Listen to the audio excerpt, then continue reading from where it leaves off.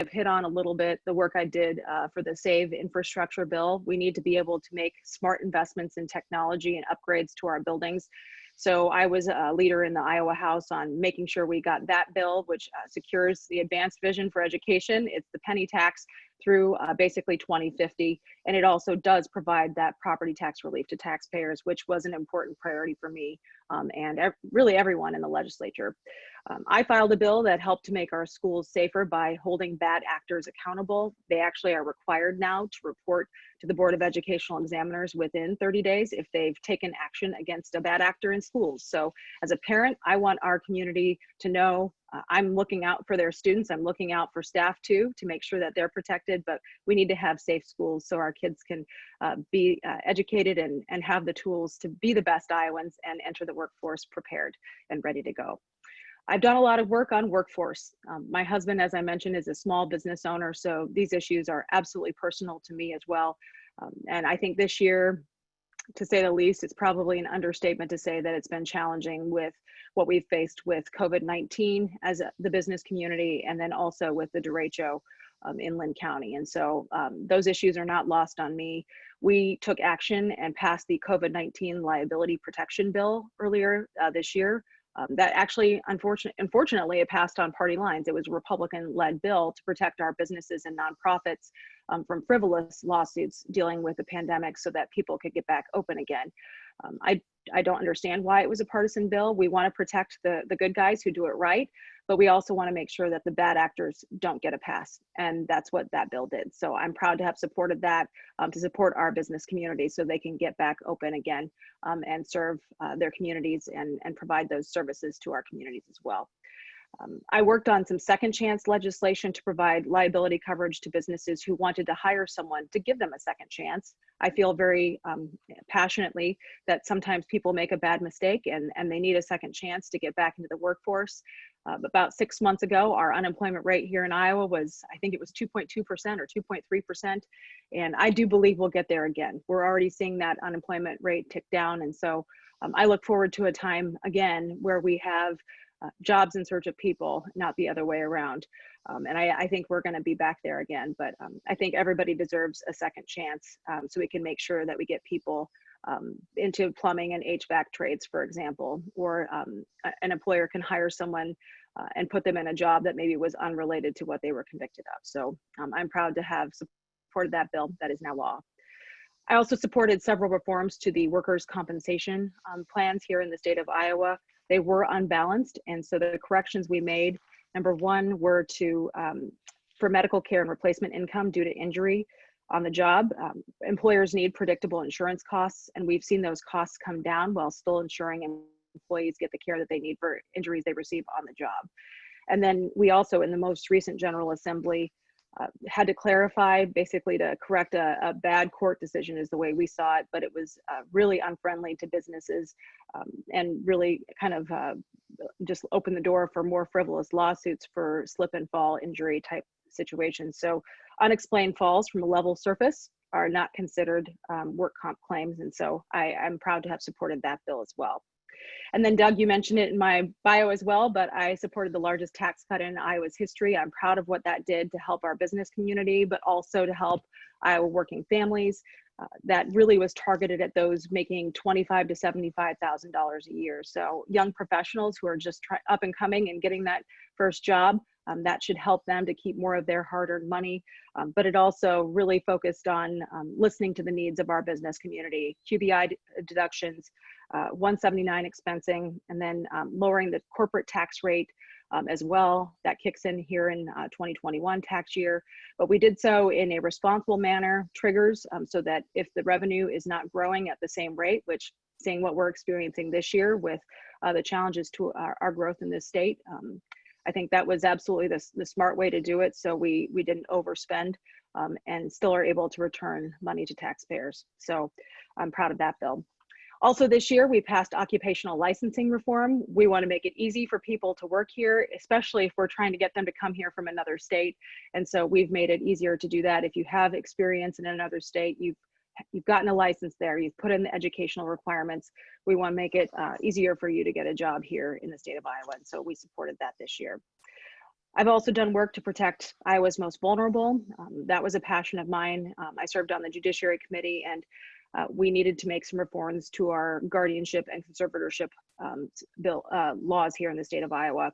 We wanted more accountability and more protections for the vulnerable. So we passed some background check legislation, and also require people to actually put forth plans so that families know what the plan is to take care of their loved one, and the courts are able to keep track of people who might be taking advantage of someone.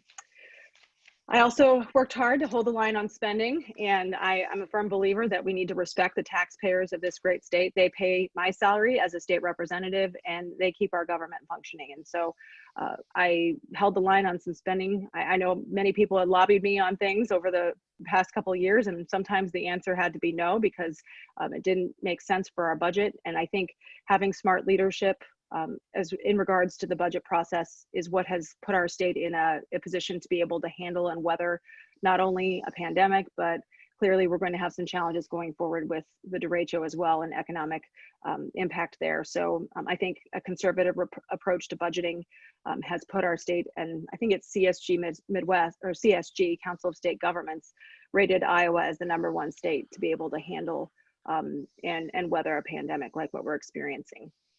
And then I served as the Transportation Committee chair. I focused on common sense bipartisan policies there that helped get, for instance, more commercial drivers on the road. As we saw this year, the supply chain matters. It's really important that we keep the supply chain going. And so we made it easier for people to get commercial licenses. Also, keeping motorists safe on the road is a priority to me. I worked on legislation, we called it It Steers, It Clears. And that bill basically is to try to avoid a secondary accident. Unfortunately, we actually saw one of those happen pretty recently on, I think it was 380 South. So obviously we want to keep people safe and focus on smart policy to keep traffic moving and get people back on the road safely. But right around 20 bills that came out of my committee when I was the chair were completely bipartisan on the vote. So I think that's indicative that we do things right here in Iowa. We know how to get things done for our constituents, and we do so in a way that I think Washington, D.C. could learn a few things from. So as I said, my work in the legislature combined with my experience as a journalist, I actually did a series called Made in Eastern Iowa, and I went all through the first district profiling businesses, talking to them about the products that they make and the impact they have on their communities. And so I think those two things combined with my record make me the most qualified candidate to step up and represent you in Washington, D.C., to be your voice for common sense, to be a voice for business so you can grow and expand and provide good jobs for workers, which ultimately is what this is about. It's about the people and making sure quality of life is good. So we need the tax certainty for our small businesses and for our business community going forward. In Congress, I want to make sure that the deduction for small business pass-through income, so like S Corps, is extended. Right now, obviously that sunsets, and I think businesses, what I'm hearing is they want the certainty so they can make those investments long-term. So I look forward to working on that to get those extended as well. My husband, as I mentioned, is an agency owner, and we've done things like paint the walls ourselves. And I don't have a graphic design degree, but I designed our logo, or the logo for their business, myself, because it saved us some money, and that's enabled them to create another job and grow and expand. So I think I understand that. I understand what those sacrifices are as a business owner to make sure you can grow and expand your business. And so I look forward to being your advocate in Washington, D.C. Bringing jobs home from China is a priority for me. I believe we need to work on incentives to make the climate here favorable to businesses growing and expanding. We're shovel ready. I know in many places in Lynn County, we've got business parks ready to go and welcome people back here so they can make things and create jobs here. But if we need to incentivize that, I think we need to look at creative solutions within the government to do that. I don't want to see tax breaks go on forever for that kind of a situation, but I do think we need to have the conversation about what it's going to take to make that happen. China has been a bad actor, and I think the best way to send a clear message about that is to bring those jobs right back here to Iowa. Healthcare reform is vital. It's clear to me that Congress has failed on taking action on this in a way that's actually passed forward in both chambers. So I look forward to taking that on.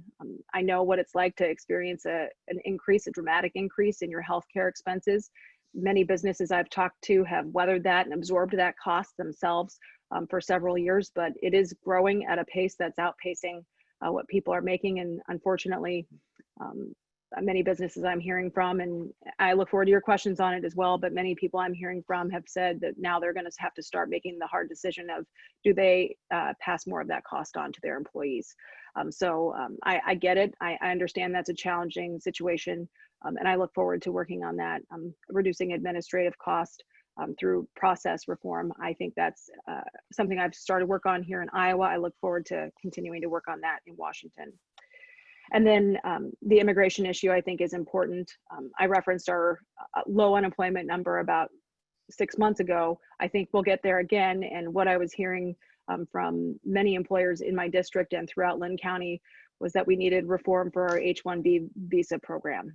I think we need to focus on the people who are guest workers, who are here to fill a need, and make sure that that doesn't have arbitrary caps on numbers, and we can get the right people in to fill the jobs, and make sure we're doing so in a way that makes sense for our businesses, while also still respecting Americans and the system here, that we want to give them a chance to have those jobs as well. So that's a little bit about some of my priorities of what I want to work on. Again, I'm a working mom. I drive a minivan. We have a mortgage. I'm an Iowa girl wanting to go represent you in Washington, D.C. And I think I'll close with a brief anecdote about my husband and my time in the Iowa House, because obviously this is a family endeavor. You don't do this without a supportive spouse. But my husband, when he pays his taxes for his business, he pays quarterly. He's a small business pass-through owner. And he always takes a picture of his check in the envelope and sends it to me and says, "Honey, spend it wisely." So I get that responsibility is important to me, and I will respect the taxpayers of this state working for you and bringing Iowa common sense to Congress. So that is my comments, and Kelly, I'd be happy to hear questions that you have. Perfect. Well, good afternoon, everybody. My name is Callie Eaton, and I am the Employee Programs Leader for Avionics Engineering at Collins Aerospace, as well as a very proud member of the Impact CR Board. So Impact CR is the Economic Alliance's local young professionals organization that aims to create experiences that connect and engage young professionals with people and places in our community. Millennials and Gen Z together will make up the largest population of eligible voters in the 2020 election. However, historically, these groups have had some of the lowest voter participation rates of any generation. So we appreciate the EA partnering with our group to offer this opportunity today. We hope that the voting statistics can start to change and young professionals are better represented in the polls. So we're excited to discuss topics of interest to our local YP community. And so we'll kind of jump right in. Lack of access to childcare and unaffordable childcare is something that keeps young parents, especially women, out of the workforce. What are some of the things that can be done at a federal level to help get more young parents back in the workforce? Yeah. The child care tax credit is one area where I support expanding that, so more families have access to that. We've done that here in the state of Iowa as well. So I think there is work to be done there on the federal level. I think we have a lot of room to incentivize people to enter the field of childcare. I know the wages are challenging for a lot of the businesses that I've talked to. The biggest challenge is recruiting good people to come in and take care of our young people and be able to pay them what they need to make. So I think that there is an avenue there to make the business environment more friendly so that those employers can pay their employees more.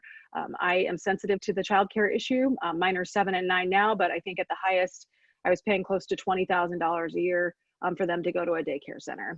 I wanted to work full time, and that was obviously my choice, but I had to get on a waiting list, I think, for Jax, my second, when I think I got the positive pregnancy test and called them and said I need to get on the list.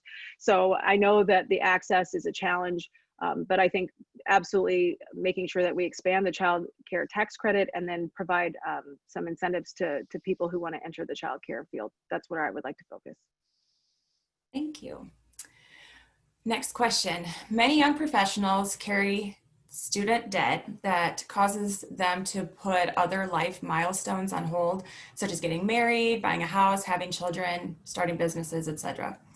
What if at any response from the federal government should there be as it relates to student loans? Yeah. Well, first of all, I think we need to make sure the people who are issuing student loans are doing a good job of having conversations with people about the debt that they're incurring at the start. I had a Zoom call a couple weeks ago with Iowa Student Loan, who they are doing that. They're counseling people on the amount of money that they're borrowing, whether it's for an undergraduate degree, community college, or even graduate or master's or doctoral programs. So what they are doing is trying to focus on, hey, do you really need to borrow this much money? Is that program going to actually net you the salary you're going to need to be able to pay those loans back? So that discussion happening on the front end, I think, is incredibly important, and we need to encourage that as much as we can. I think we need to encourage concurrent enrollment also. I think I just talked to a constituent of mine who said his daughter graduated high school with a community college degree. Imagine the milestones that that opens up for you by not having that 2 years of additional debt that you have to incur in terms of higher education. So I think that that's important as well. We've done that at the state level to try to encourage those partnerships between our community colleges and our high schools. And I'd like to see that continue as well. So I'm happy to work on that. I don't know what the role is at the federal level for that, but I am supportive of those kinds of programs. And then I think the other thing we need to focus on, it actually came up in my debate last night, but we need to allow employers to incentivize not just paying for a degree. So if you want to go to school while you're already working there, but incentivize them to allow them to pay your student loan debt. Maybe it's a tax-free or pre-tax situation. I think something like that would be a really creative recruitment tool to be able to appeal to the millennial generation and those trying to get started in life. Perfect, thank you. So today, many young professionals are coming out of college and they're considering different career paths, not necessarily to work for corporate America or to work for a startup, but to actually be the startup, to be the business owner, and to be the entrepreneur. So how do we continue to support and create an environment that young professionals and others can become small business owners or entrepreneurs?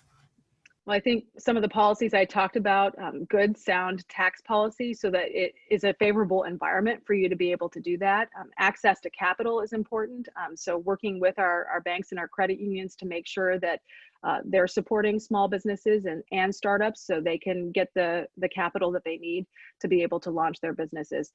I think those are absolutely vital. And we as a state obviously need to make ourselves attractive to people as well. That's why the childcare issue is so important. Education is a priority for me, and making sure that people can think down the road. I want to grow and start my business here, but I can have a family here, and all those things look good for me down the road too. So that's what my experience was, obviously. And so I'm very passionate about making sure that other people have that as well. And so I'm looking forward to making sure that our business environment is friendly to be able to do that. Because let's face it, small businesses are the backbone of our economy. They're creating jobs. They're making sure that Iowa families have jobs and that they can have a good life. And I am 100% supportive of that. Kelly, thanks for handling those first three questions very appropriately aimed at young professionals and the things that you are thinking about and that others that are part of our Impact CR group are thinking about. So thanks for that. And Ashley, thanks for your answers to that. We're going to move into some other issues. I like this format because we can get through a lot of stuff. Ashley, you mentioned a lot of things already in your opening, but there's some additional issues that we have. And then I also would invite the audience once again to submit things on the Q&A button. I see maybe a couple questions already flowing in, and we've also had some questions submitted ahead of time. So I have no lack of questions. We'll definitely fill the airtime. I'm going to start just maybe a little bit of a segue or a bridge and just ask you one additional young professionals question. In addition to what you and Callie just talked about, when you think about young professionals in Iowa today, what do you think are the biggest concerns that are facing them, and specifically, how would you address them if there are additional issues beyond the ones that we've already touched on? Yeah, I think the number one, I guess, challenge facing everybody who's a young professional is quality of life. I saw a study a few years ago that said the millennial generation is the generation that cares more about the place they live than the job they're doing. And I think having a focus on placemaking is very, very important. I think our communities in Iowa have done a great job of that.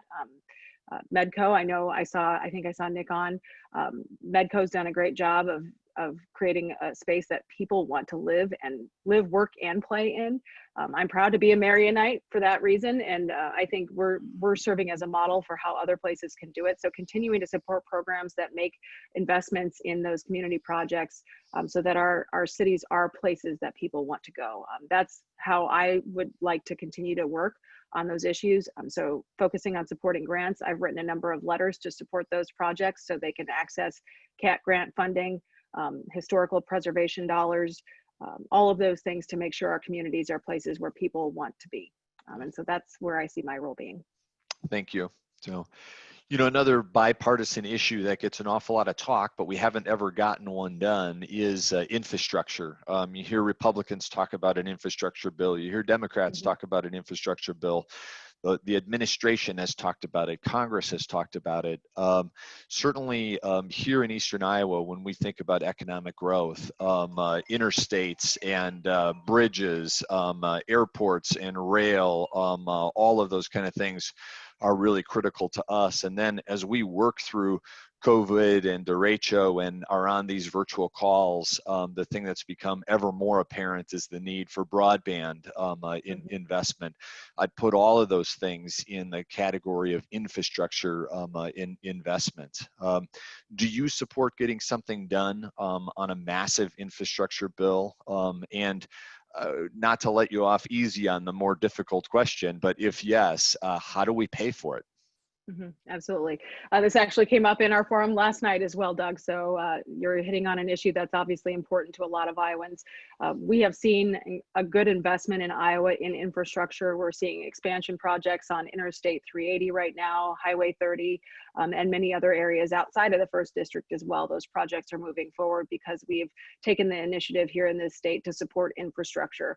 I've served on the Transportation Infrastructure Capital Expenditure Subcommittee, Budget Subcommittee, and obviously Road Use Tax Fund money has funded a lot of these projects here in the state of Iowa. One concern that I certainly have with the pandemic and what we've faced is that people are not driving, which means they're not paying a fuel tax right now, or not driving to the scale that they were. So I think that is a definite concern going forward with trying to figure out how we pay for infrastructure projects when the revenue has significantly dropped. So I think that is the biggest challenge we face with paying for things going forward. But I have supported equity in terms of the road use tax fund. I ran the bill that as we try to, I think the society is seeing more demand for electric vehicles. We wanted to make sure that if they're not paying a fuel tax, that they are paying an excise tax on the energy that they are filling their vehicles with, in essence, because they are still driving on our roads, and the wear and tear isn't any different. And so I actually managed the bill that laid out the infrastructure for that mechanism here in the state of Iowa, so we can make sure we have the money to be able to provide those upgrades to roads. So I think Congress has clearly shown it can't get anything done right now. I think targeted approach, I think the same approach for healthcare. I think a lot of these big, massive packages fail because there are too many things in them. And that's a problem with politics in general. They cram too much stuff in one bill. So what I like to do as a lawmaker is if it's a smaller fix or a smaller approach, that's what I would like to see done. So that's kind of my approach. If it ends up being, I can get something added to a bigger infrastructure package, then I would support going that direction as well. But transportation industry is incredibly important to my family. Trucking specifically, I've done a lot of work with the trucking industry, so I understand how important roads and bridges are. So yeah, I believe in using the fuel tax money to be able to pay for those things. And so as we have bigger conversations about how we pay for something on the federal level, I think we need to look at our government spending, where those things are going, and prioritize infrastructure in our government spending. I said it last night, I support zero-based budgeting because I think we have a lot of spending that's unnecessary. And let's try that avenue first before we focus on a conversation about fuel tax at the federal level. Oh, thank you.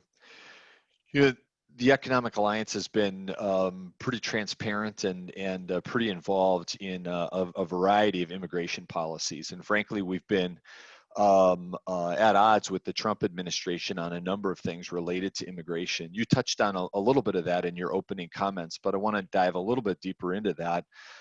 We've taken policy positions that I think are very in sync with our member businesses about the need to grow our population, to grow our workforce, to grow our critical workforce in some really essential areas, but even just general growth. And that immigration is one of the tools to do that, and can be done in very, very effective ways that would help the Iowa economy. Can you do a little deeper dive on your thoughts on immigration and particularly on how we can get in sync with the administration and hopefully push additional action and progress on immigration policy? Sure, that's a good question, and I think I have kind of a twofold answer. First of all, I believe in securing the border. I think that's important to the safety of our communities. People expect that in Iowa, and so I'm passionate about doing that. I think it's not only for safety and security, but it's also, there's a lot of crime, and I want to see that stopped. But we do need to talk about the people that are involved as well, and I want to see people come into this country and grow our workforce, grow our communities. I am lucky. My cousin is married to an immigrant. She actually was an exchange student here in Iowa, went back to South America, and then came back and passed her medical boards. Now she's a doctor. She's the exact story of the people that we want coming here to Iowa and becoming a part of our communities. And it took her 7 years, I think, to become a citizen. I've got in the building where my campaign office is, we've got 2 new American citizens in the last year. And that's inspiring to me, but it's also proved that we need reform, because it shouldn't take as long as it has, and it shouldn't be as many hoops for people to jump through. That said, I support the legal immigration process. I touched on what I'd like to see happen with H-1B visas.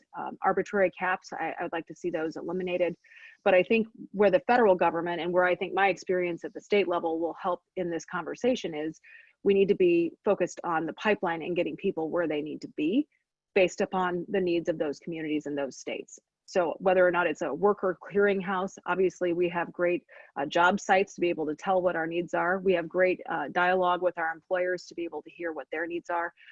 I think that there needs to be a better conversation between the federal government and our states about how we actually direct that pipeline to where it's needed. And so that's where I see my role contributing to this conversation and moving the ball forward on immigration policy. Great, thank you. I want to hit on another really weighty topic, and just as a lead into this, kind of a reminder about our audience today. This was a select invite audience, so our policy board, our innovation councils, people that are really engaged in Economic Alliance issues and actually helping us frame some of these policy issues are primarily the ones on the call today. And then of course, the Impact CR young professionals as well. So I like that you've gone into some technical detail on some of these things. I mean, this is a pretty sophisticated audience, and we have these kind of conversations. I want to talk a little bit about trade, and another conversation that we have a lot with our innovation councils and have taken positions on. The nature of our economy is heavily reliant on trade. Export numbers are something that we brag about because they're just off the charts, not only for Iowa, but specifically for the Cedar Rapids metro area in egg processing, and in a lot of manufactured end goods as well. As I glance through the audience today and the list of participants, there's certainly some that are that this is a really key issue on. Many, I got to be careful about speaking with a broad brush because there are nuances on all of this, but certainly many industries have lost some market share in recent years because of trade wars, because of tariffs, because of the discussions on an international basis. what can Congress do? What can you do as a freshman Congress member to try to restore some of the market share that's been lost, and particularly any ideas that you have that would be specific to our ag oriented businesses and other manufacturing so critical to our economy right here, Cedar Rapids, Marion, Eastern Iowa area. Yeah, well, I think I want to go to a story of I was on a flight back from somewhere and I ended up having someone behind me and he poked me on the shoulder. It was Mike Nag coming back from an ag delegation trip to Japan just a few months ago. And so I know our Iowa delegation is working hard to continue to develop those new trade agreements and new markets for our products. Our number one and number two trading partners here in the state of Iowa are Canada and Mexico, as you are all well aware on this call. So I think moving forward with the USMCA agreement was vital to our economy here in Iowa. That provides the certainty longer term so that our ag producers and our manufacturers understand what the environment is. I think we need more of those types of agreements, and I look forward to advocating for those so we can find new markets for our products. It's unfortunate it took as long as it did. I think it was a missed opportunity. It took over a year to get Congress to take action on it.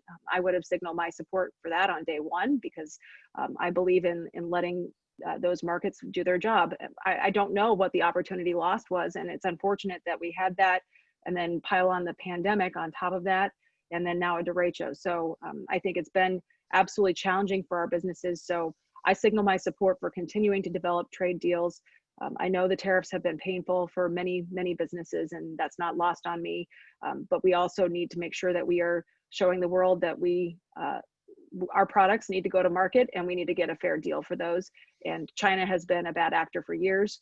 And I think what I said earlier about showing them the best way to tell them that we are a force to be reckoned with is to start to try to bring jobs home as well. So I see that as a two-pronged diplomatic approach and also continuing to create the economic climate to grow here. Thank you. Let me take a little break from the serious policy issues, but talk about something no less important. And I know a lot of voters, there are some voters that it's a policy issue that makes their decision.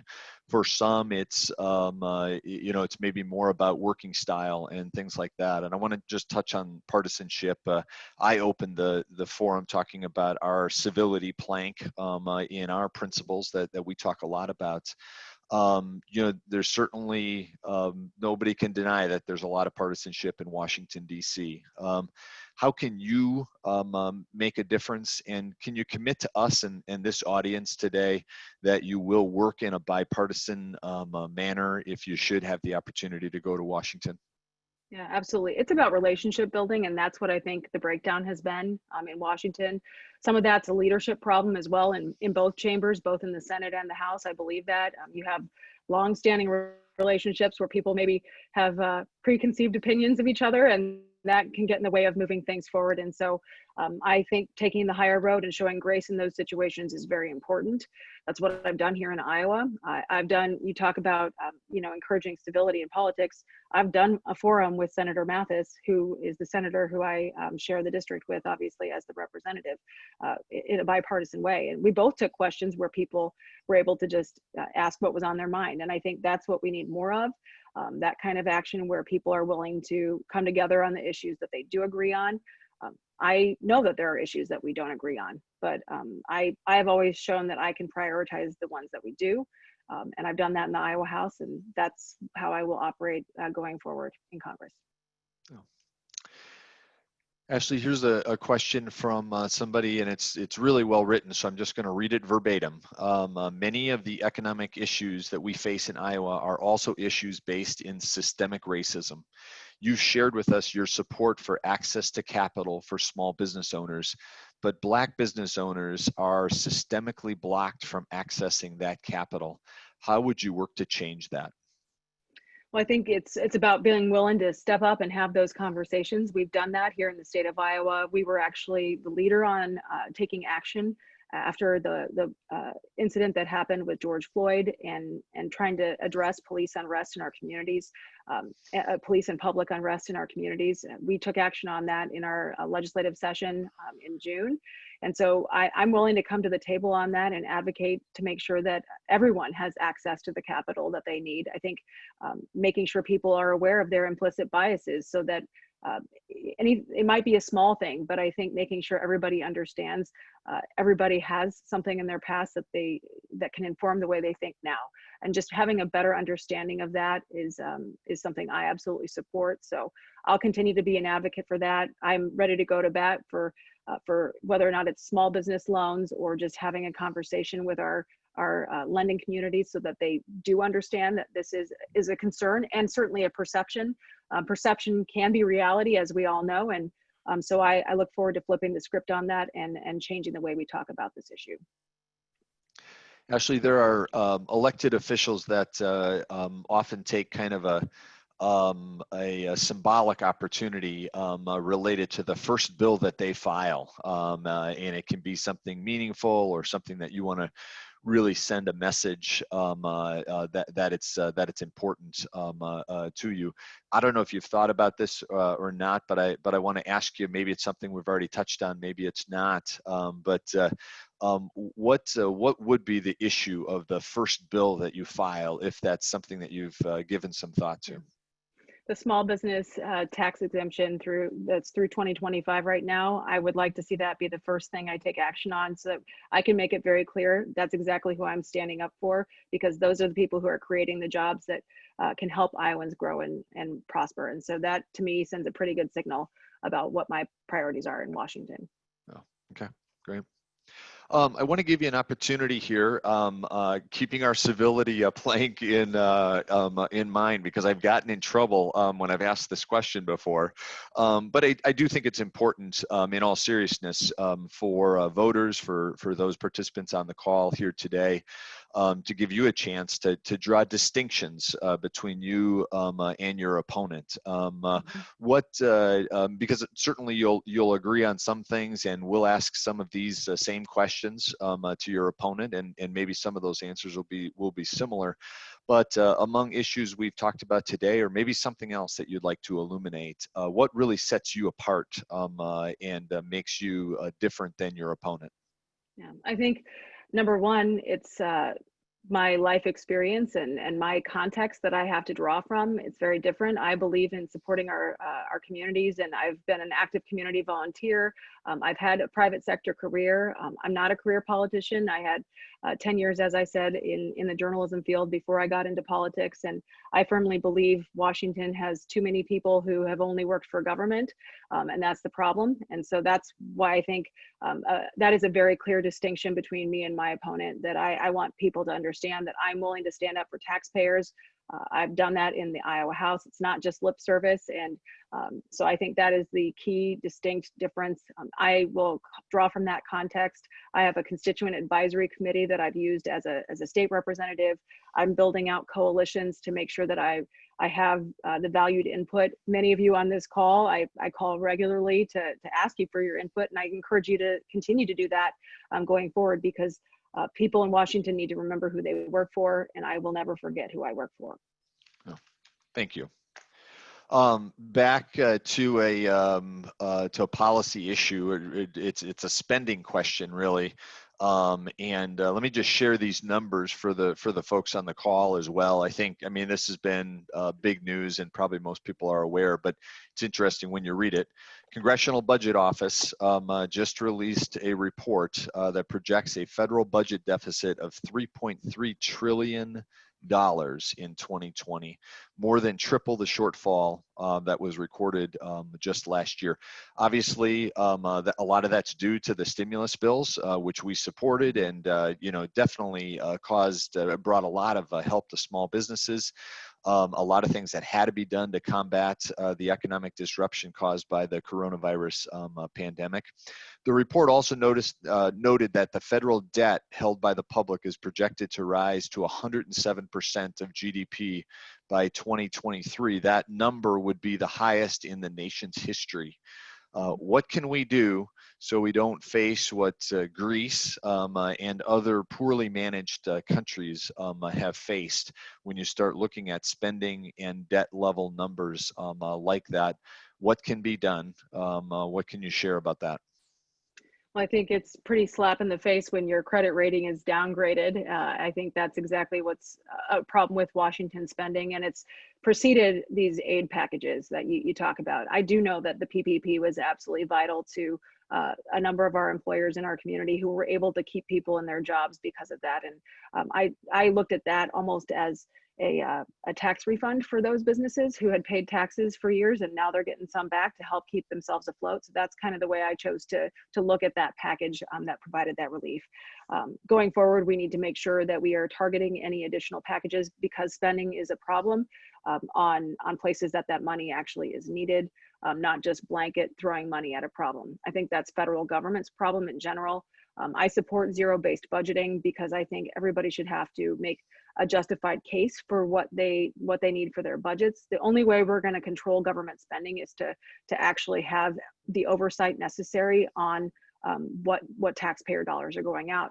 That's Congress's main job, and I think they're failing at it. It's to authorize new programs, fund them, and then oversee them. And so realistically, when you look at the root of the problem, Congress needs to take action on this issue. I'm not afraid to have that conversation. My experience here in the state of Iowa, serving as vice chair of the Appropriations Committee, I know that sometimes the answer, like I said, when you're being lobbied about something, sometimes the answer is no, and you have to be willing to step up and make a tough decision. You can't make everybody happy all the time. I 100% get that from my experience here, but you need to be able to stand up for taxpayers. And when you look at that deficit number, that clearly shows me we need more people who are willing to do that. Ashley, I'm going to make, let me make one more call out to any questions. We've got time for about one or two more, and I've got about one or two more, but a kind of last call for anybody on the call that wants to submit a question. I often get accused as being too serious or too issue oriented on this. I think that is the former journalist in me. I enjoy talking issues with you, certainly, and this has been a good, but let me lighten it up a little bit more and throw out the tried and true question of what is your favorite book and why? We're looking at your background there. You've got a bunch of stuff on the shelves, and sometimes it's just a fun thing to throw into an interview. So your favorite book and why, Ashley? So it's actually a book I read last year. It's called The First Conspiracy by Brad Meltzer, and it is about George Washington and the Revolutionary War, but it also goes into the first, you call it intelligence gathering techniques and counterintelligence gathering techniques. And so I found that to be fascinating, just to inform my perspective on American history, and also what challenges our founding fathers truly faced in fighting for this country from day one. So I recommend, if you haven't read that book, it's a fantastic book, and just the stories, it gives you good perspective on what people went through at the time. And Ashley, what did we miss? We've got time for one last question that I'll just leave this open. What other issue do you want to talk to us about? Business oriented, economic oriented, maybe some things that have been on your mind or that you've heard from constituents, that you've heard from citizens that you want to touch on with just a couple minutes left here. Yeah, well, I think it would just be important for me to say to everybody on the call, please reach out to me if you have an issue or a challenge that you're facing, so that I can be ready to go on day one. Obviously, the election is in 50 some days, but I want to be ready to go to file that first bill and to take your issues and your stories to Washington, D.C. I've engaged with many of you. I think many of you probably have been texting me over the past couple of weeks. So I thank you for your feedback. I have a small business advisory council, and I'm looking to have regular coalition calls with those folks, so that you do have an environment much like we're in today, where you can have my ear, I have your ear, and we can have serious conversations about what you need public policy to look like for you. So I'm 100% behind having an open dialogue about that. And I encourage you to reach out and join my Small Business Advisory Coalition.